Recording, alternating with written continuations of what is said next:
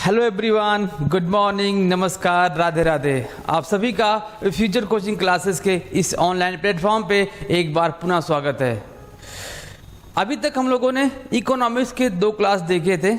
आज हम class number 3 देखेंगे, जिसमें अर्थव्यवस्था के आज हम टाइप्स पर चर्चा करने वाले हैं और बहुत ही बखूबी चर्चा करने वाले हैं, क्योंकि ये इतना इम्पोर्टेंट टॉपिक है और इससे रिलेटेड आपके एग्ज़ाम में क्वेश्चन बनते हैं। तो आज का टॉपिक एक ही क्लास में जितने भी अर्थव्यवस्था के टाइप्स हैं वो एक ही क्लास में ख़त्म होने वाला है और ये बहुत ही आसान शब्दों में आपको बहुत ही आसानी से समझ में आ जाएगा। चलिए स्टार्ट करते हैं आज का अर्थव्यवस्था के प्रकार का, जिसमें हम देखने वाले हैं क्या क्या। देखिएगा,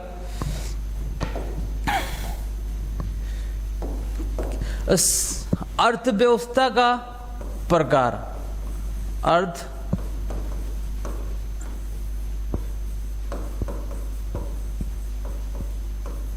अर्थव्यवस्था के प्रकार मैंने हेडिंग डाला।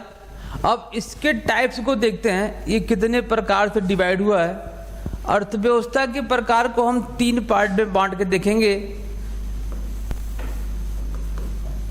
जिससे आपको समझने में भी आसानी हो। देखिएगा, पहला क्या है? पहला टाइप्स आपका है नियंत्रण के आधार पर। नियंत्रण के आधार पर। दूसरा आपका टाइप्स है विकास के आधार पर।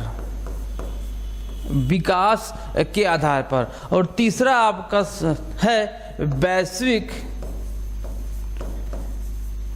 संबंधों के आधार पर। वैश्विक संबंधों के आधार पर। ये आपके 3 टाइप्स हैं किसके? अर्थव्यवस्था के प्रकार के। आज हम 1 बाय 1 जितने भी टाइप्स हैं सब पे विस्तार से चर्चा करने वाले हैं। देखिए, पहले में देखते हैं क्या कह रहा है। पहला कह रहा है कि नियंत्रण के आधार पर। नियंत्रण के आधार पर कितने पार्ट में बांटा है? नियंत्रण के आधार को अगेन 3 पार्ट में बांटा गया है। जो कहता है पहला समाजवादी अर्थव्यवस्था, दूसरा है पूंजीवादी अर्थव्यवस्था। पूंजीवादी अर्थव्यवस्था। और आपका तीसरा है मिश्रित अर्थव्यवस्था। और आपका तीसरा है मिश्रित अर्थव्यवस्था। ये 3 टाइप्स हैं नियंत्रण के आधार पर। अभी हम इसका विस्तार से चर्चा करेंगे और इसका देखते हैं इसको कितने पार्ट में बांटा गया है। इसको भी 3 पार्टों में बांटा गया है। विकास के आधार पर अर्थव्यवस्था को भी 3 पार्ट में डिवाइड किया गया है। पहला आपका है अविकसित अर्थव्यवस्था। अविकसित अर्थव्यवस्था। दूसरा देखते हैं, दूसरा क्या है? अल्प विकसित, अल्प या विकासशील, अल्प या विकासशील अर्थव्यवस्था।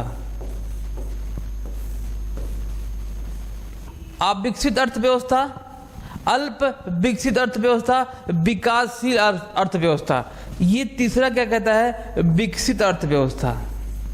विकसित अर्थव्यवस्था। 3 टाइप्स इसमें हो गए।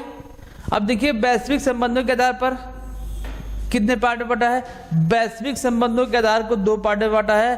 पहला है बंद अर्थव्यवस्था और दूसरा आपका है खुली अर्थव्यवस्था।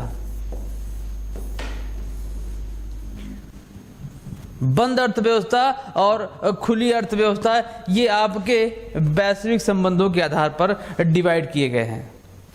ठीक है, देखिएगा, अब हम एक एक पे चर्चा करने वाले हैं। पहले हम चर्चा करेंगे नियंत्रण के आधार पर। नियंत्रण के आधार पर अर्थव्यवस्था को 3 पार्ट में बांटा गया है। सामाजिक अर्थव्यवस्था, समाजवादी अर्थव्यवस्था, और दूसरा पूंजीवादी अर्थव्यवस्था, और तीसरा क्या है? मिश्रित अर्थव्यवस्था। देखते हैं समाजवादी अर्थव्यवस्था क्या होता है। ऐसी अर्थव्यवस्था जहां पर उत्पादन के साधन क्या क्या हैं? 4 होते उत्पादन के साधन। कौन कौन से? आपका पूंजी, भूमि, उद्यमी और श्रमिक। जहां पर जिस अर्थव्यवस्था में, जिस देश में इन उत्पादन के 4 साधनों पर नियंत्रण किसका होगा? गवर्नमेंट का होगा, सार्वजनिक होगा, वह अर्थव्यवस्था कौन सी अर्थव्यवस्था कहलाएगी? समाजवाद अर्थव्यवस्था कहलाएगी। समाजवाद अर्थव्यवस्था का पर्पस केवल इतना होता है, वह केवल जन कल्याण के लिए ही ऐसी अर्थव्यवस्था बनी होती है। ऐसी अर्थव्यवस्था में केवल लोगों के कल्याण के लिए ही काम होता है, यहां पर लाभ कमाना कोई उद्देश्य नहीं होता है। ठीक है।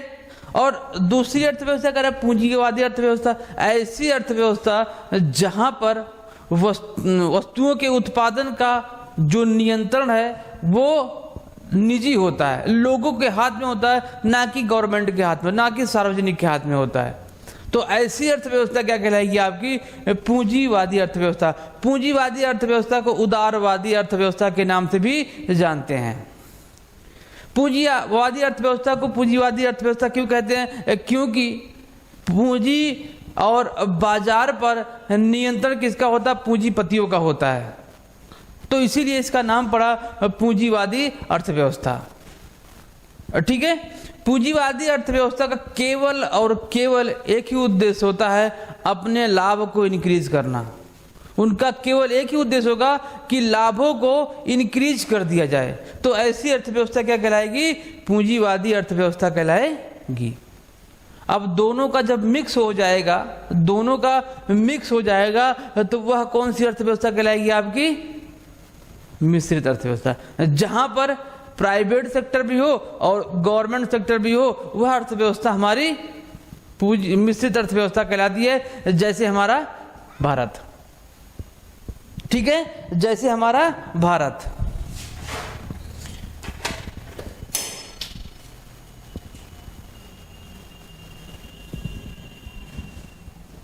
ठीक है। अब देखिए विकसित अर्थव्यवस्था क्या होता है?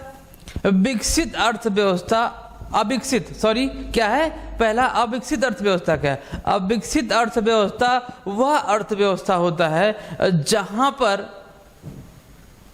प्राकृतिक संसाधन, भौतिक संसाधन तथा मानवीय संसाधनों में से किसी एक या तीनों कम पाई जाएं या पाई ही ना जाएं, तो ऐसी अर्थव्यवस्था क्या कहलाएंगी? अविकसित अर्थव्यवस्था। ठीक है। जैसे सहारा रेगिस्तान।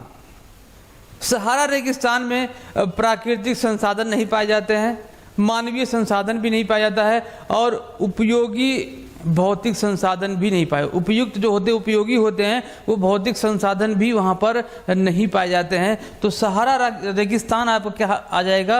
अविकसित अर्थव्यवस्था की कैटेगरी में आपका आ जाएगा। ठीक है। अल्प विकसित या विकासशील ऐसी अर्थव्यवस्था जिसमें प्राकृतिक संसाधन, भौतिक संसाधन और मानवीय संसाधनों में से किसी की ज्यादा मात्रा या किसी की ना के बराबर मात्रा, या मानवीय संसाधन तो हैं लेकिन हम उसका सही तरीके से उपयोग नहीं कर पा रहे हैं। तो ऐसे अर्थव्यवस्था में जहां पर इन तीनों साधनों का उच्चावचन पाया जाता है, कम ज्यादा पाया जाता है, तो ऐसी अर्थव्यवस्था क्या कहलाएगी? विकासशील। विकासशील अर्थव्यवस्था अपनी भारत की अर्थव्यवस्था को भी कहा जाता है। ठीक है। अभी हम इस पर विस्तार से चर्चा करेंगे क्योंकि ये हमारी भारत की अर्थव्यवस्था है, तो इस पे हम और ज़्यादा चर्चा करने वाले हैं कि इसमें कौन कौन सी विशेषताएं पाई जाती है, इसका और किस नामों से जाना जाता है। ठीक है। और विकसित अर्थव्यवस्था ऐसी अर्थव्यवस्था जहां पर प्राकृतिक संसाधन, भौतिक संसाधन और मानवीय संसाधन प्रचुर मात्रा में पाई जाती हो और उसका उपयोग भी एकदम सही तरीके से हो रहा होगा, तो ऐसी अर्थव्यवस्था क्या होगी? ऐसी अर्थव्यवस्था आपकी विकसित अर्थव्यवस्था कहलाएगी। ठीक है। ऐसी अर्थव्यवस्था विकसित अर्थव्यवस्था कहलाएगी। अगला देखते हैं वैश्विक संबंधों के आधार पर। वैश्विक संबंधों के आधार पर दो प्रकार से अर्थव्यवस्था पाई जाती हैं, बंद अर्थव्यवस्था और खुली अर्थव्यवस्था। सर बंद अर्थव्यवस्था का क्या मतलब? बंद अर्थव्यवस्था का मतलब होता है भाई ऐसी अर्थव्यवस्था जहां पर बाहरी दुनिया या अन्य देशों से कोई संबंध ना बनाया गया हो। बाहर क्या हो रहा है, दूसरे देशों में क्या हो रहा है, उस अर्थव्यवस्था पर उसका कोई प्रभाव नहीं होगा।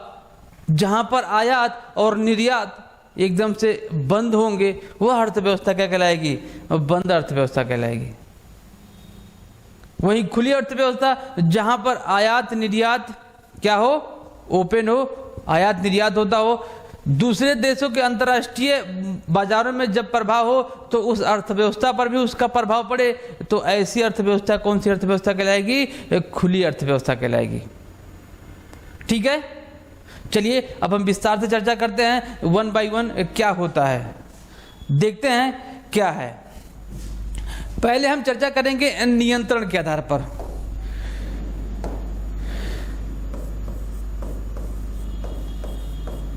नियंत्रण के आधार पर हम चर्चा करने वाले हैं। इसको 3 कैटेगरी में बांटा गया है। पहला कैटेगरी आपका क्या है? समाजवाद। हम इसी पे चर्चा करेंगे, समाजवाद। दूसरा आपका क्या है? पूंजीवाद, या इसे एक नाम से और जानते हैं, उदारवादी अर्थव्यवस्था। ऐसी अर्थव्यवस्था पूंजीवादी अर्थव्यवस्था और उदारवादी अर्थव्यवस्था के नाम से भी जानी जाती है। एक और आपका लास्ट है मिश्रित अर्थव्यवस्था।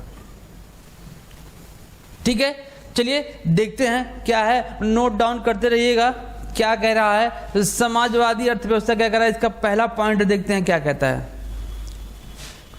समाजवादी अर्थव्यवस्था का पहला पॉइंट कहता है कि जहां पर उत्पादन के साधनों कौमा वस्तुओं के वितरण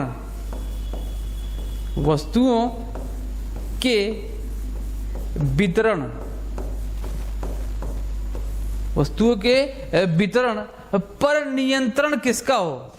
पर नियंत्रण किसका हो?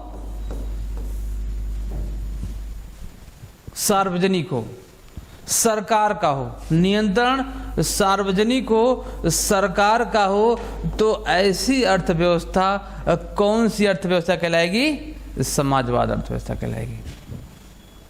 नियंत्रण किसका हो? सार्वजनिक हो, तो ऐसी अर्थव्यवस्था आपकी क्या कहलाएगी? समाजवाद अर्थव्यवस्था कहलाएगी।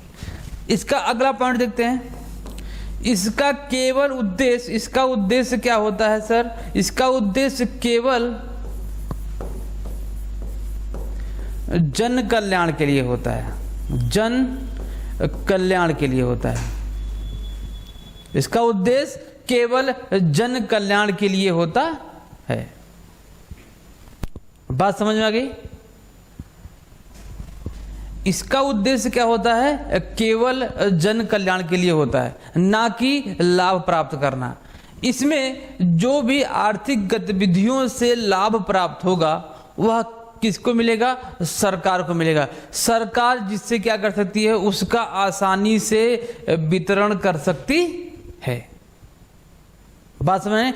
इस प्रकार की अर्थव्यवस्था भूतपूर्व में कौन सा? भूतपूर्व में सोवियत संघ था।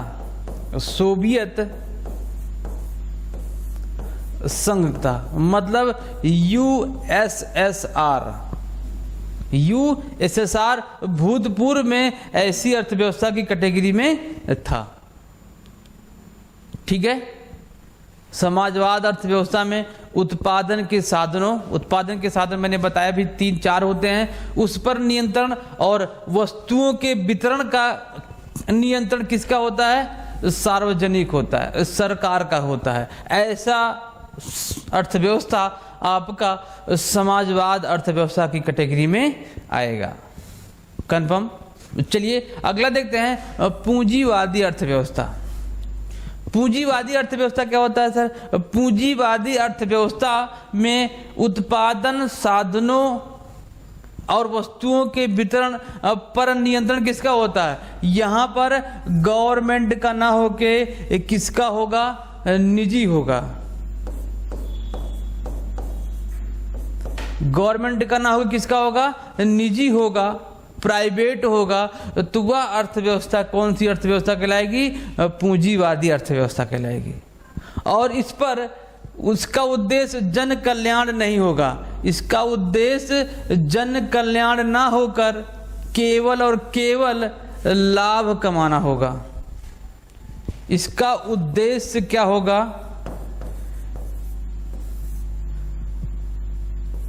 अपने लाभों को बढ़ाना।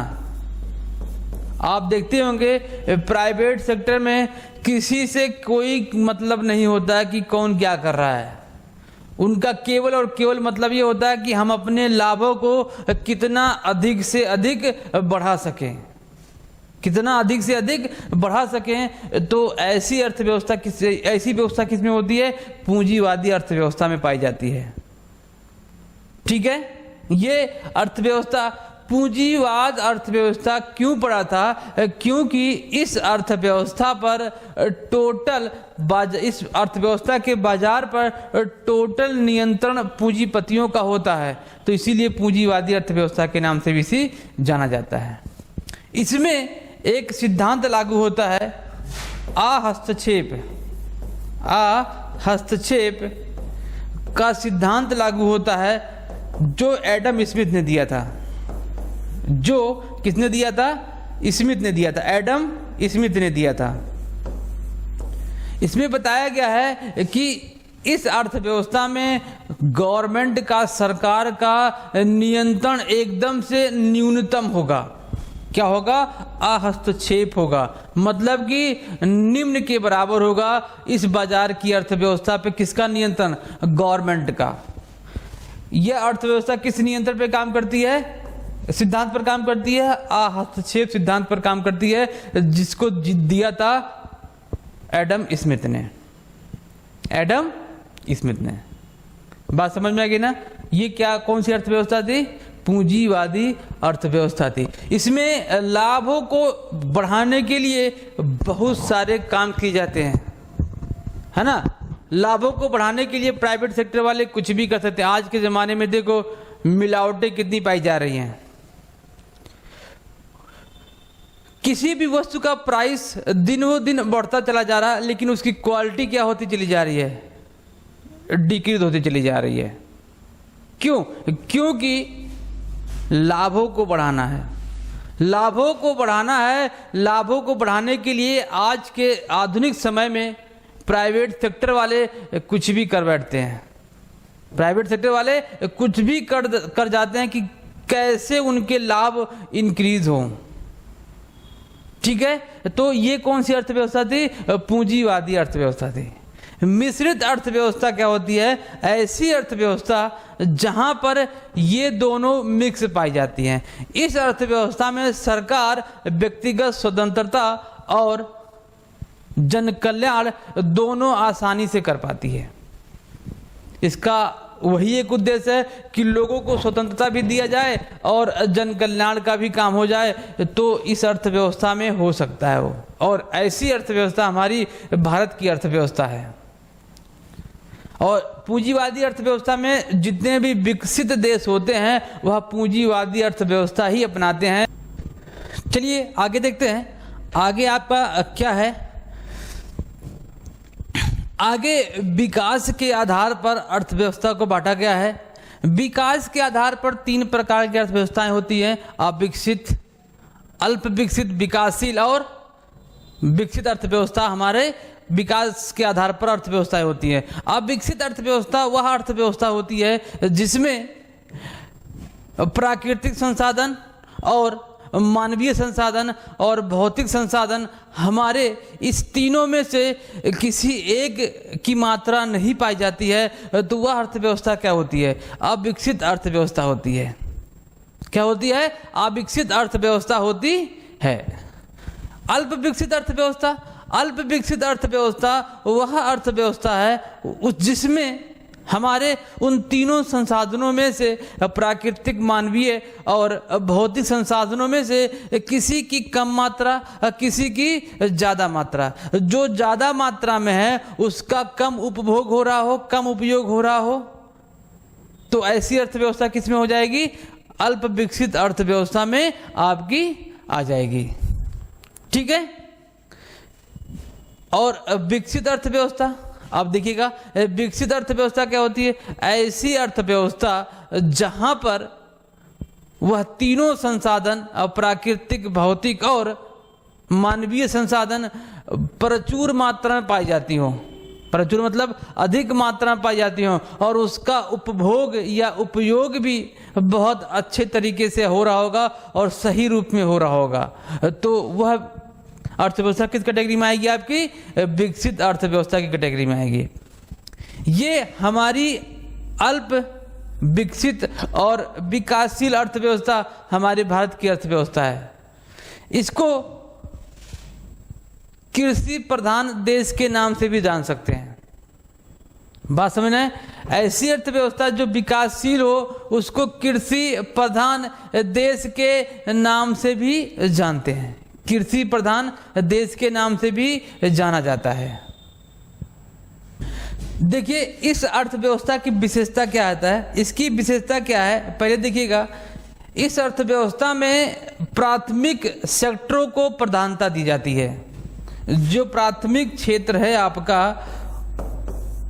उसको अल्प विकसित देश में प्रधानता दी जाती है। मतलब कि इसको कृषि प्रधान देश भी कहा जाता है। अभी मैंने जस्ट बताया कि अल्प विकसित या विकासशील अर्थव्यवस्था को कृषि प्रधान देश के नाम से भी जानते हैं। ठीक है। इसीलिए इस प्रकार की अर्थव्यवस्थाओं में प्राथमिक क्षेत्र को क्या दिया जाता है? प्रायोरिटी दी जाती है। इसमें देखो दूसरी विशेषता पाई जाती है, इसमें धर्म कट्टरता होती है, धार्मिक कट्टरता होती है। क्या होती है? धार्मिक कट्टरता पाई जाती है। धार्मिक कट्टरता पाई जाती है। जातिवाद इस प्रकार की अर्थव्यवस्था में बहुत अधिक मात्रा पाई जाती है। और इसमें साक्षरता दर जो होता है, साक्षरता दर वो एकदम से निम्न कैटेगरी का होता है, निम्न अवस्था में पाया जाता है। निम्न रेट पाई जाती है किसकी? साक्षरता की। बात समझ में आए? यहां पर बेरोजगारी क्या होता है?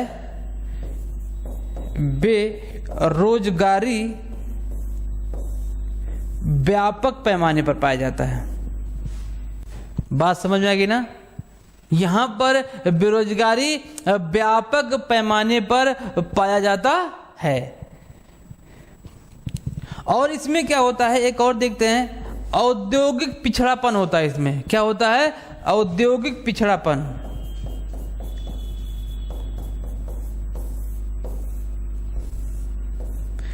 पिछड़ापन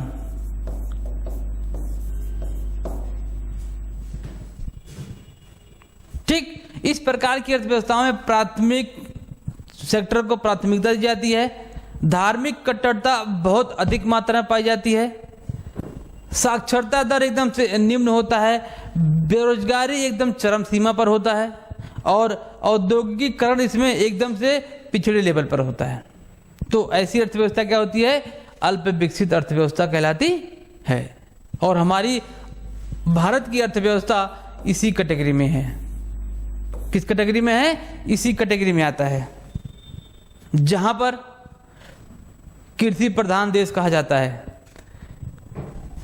ये अवस्था कूट कूट के भरी हुई है।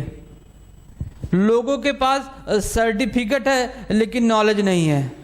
सर्टिफिकेट वैसे ही मिल जाता है, पैसे दीजिए सर्टिफिकेट आपको मिल जाएगा, डिग्री आपको मिल जाएगा। साक्षरता दर एकदम से निम्न कैटेगरी में है। धार्मिक कट्टरता आप जानते ही होंगे कि भारत में धर्म के प्रति लोग कैसे कट मर जाते हैं। आए दिन कहीं ना कहीं दंगा फसाद होता रहता है। किसके लिए? धर्म के लिए। लोग धर्म के पीछे इतने दीवाने हैं कि ये मेरा धर्म है, वो मेरा धर्म है, अगर इसके प्रति आपने कुछ कहा तो गोली मार दूंगा आपको। जान लेने के लिए भी तैयार हैं। किसके लिए? धार्मिक कट्टरता के लिए। बेरोजगारी तो चरम सीमा पर है। औद्योगिकरण कहाँ आपको दिख रहा है?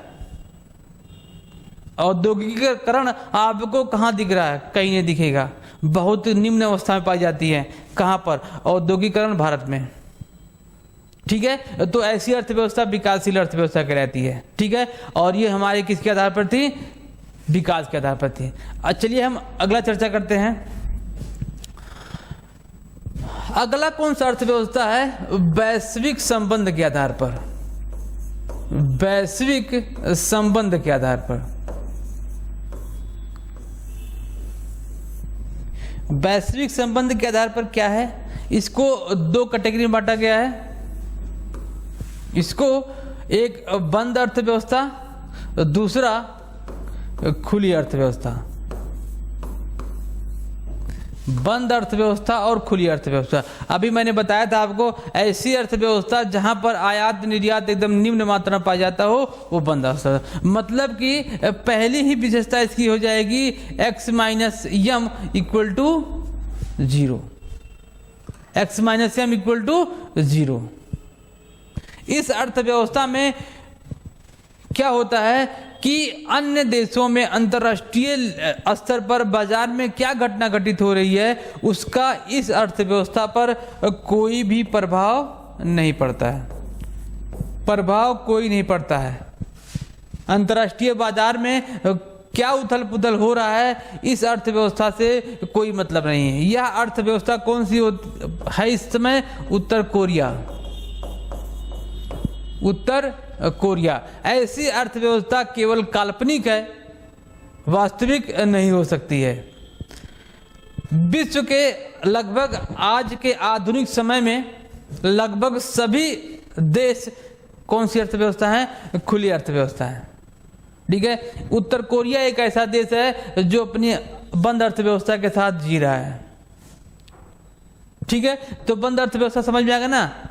ठीक है, अगला देखते हैं खुली अर्थव्यवस्था। खुली अर्थव्यवस्था का मतलब जहां पर आयात और निर्यात दोनों होते हों और अंतर्राष्ट्रीय